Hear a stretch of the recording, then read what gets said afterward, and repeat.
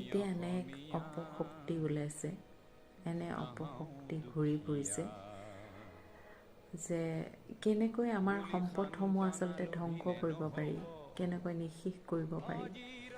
সেই অপশক্তিসমূহৰ কাৰণেই আজি আমি জুবিন গাৰ্গক হেৰুৱালোঁ। এতিয়া কি কৰিছে আমাৰ অৰণ্য মানৱ যাদৱ পায়েংদেৱৰ যি হাড়ক মাটি কৰি তেজক পানী কৰি যি ব্যক্তিগতভাৱে তেওঁ সেই মূলাই কাঠনিৰ যি তেওঁ 5,000 নে 6,000 পুলি লগাই তেওঁ মূলাই কাঠনি যি গ্ৰহ দিছিলে, যি তেওঁৰ সপোন অসমখনক সেউজীয়া কৰি ৰখাৰ সপোন, তাত আকৌ গৈ এতিয়া জুই দিছেগৈ।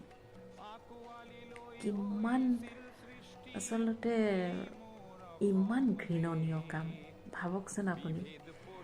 বন ধ্বংস কৰা মানুহ কিন্তু বহুত, কিন্তু যোনে সৃষ্টি কৰিবলৈ, এজোপা গছ ৰুবলৈ, এখন অৰণ্য গঢ়িবলৈ তেওঁ কিমান কষ্ট কৰিছে। গঢ়া মানুহ কিন্তু খুব কম, ধ্বংস কৰিবলৈ বহুত উজু। কিন্তু আৰু এনেকুৱা প্ৰকৃতি যি সময়ত আমি কেনেকুৱা আমাৰ জলবায়ু পৰিৱৰ্তন হৈছে আমি নিজেই দেখি আছোঁ, আমি সৰু কালৰ পৰা এতিয়ালৈকে, নহয়নে বাৰু? গতিকে এইবিলাকৰ ইয়াৰ আঁৰত হৈছে আমাৰ বন ধ্বংস, সকলোৱে জানে, নহয়নে বাৰু? গতিকে এই সময়টোত চাওকচোন বাৰু, গৈ পেলাই কি কৰিছেগৈ, জুই জ্বলাইছেগৈ। গতিকে কোনে কৰি আছে এইবিলাক কাম? এই কালপ্ৰিতসমূহ যেতিয়ালৈকে আচলতে ধৰা নহয় তেতিয়ালৈকে এনেকুৱা আমাৰ সম্পদসমূহ নাইকিয়া হৈ গৈ থাকিব।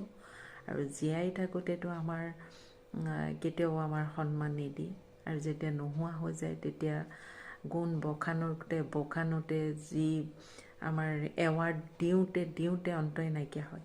কিন্তু এই যাদৱ পায়েংদেৱক নি বিদেশত মাহ ধৰি তেওঁ গৈ পেলাই এজোপা গছত ইউনিভাৰ্চিটিবিলাকত যায় কেনেকৈ গছ পুলি ৰুব লাগে তেওঁলোকে শিকে।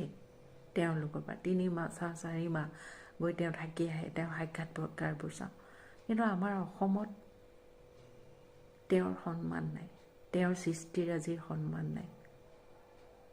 গতিকে আজি সেই দল সংগঠনসমূহৰ আজি ক'লৈ গ'ল? আজি তেওঁৰ মূলাই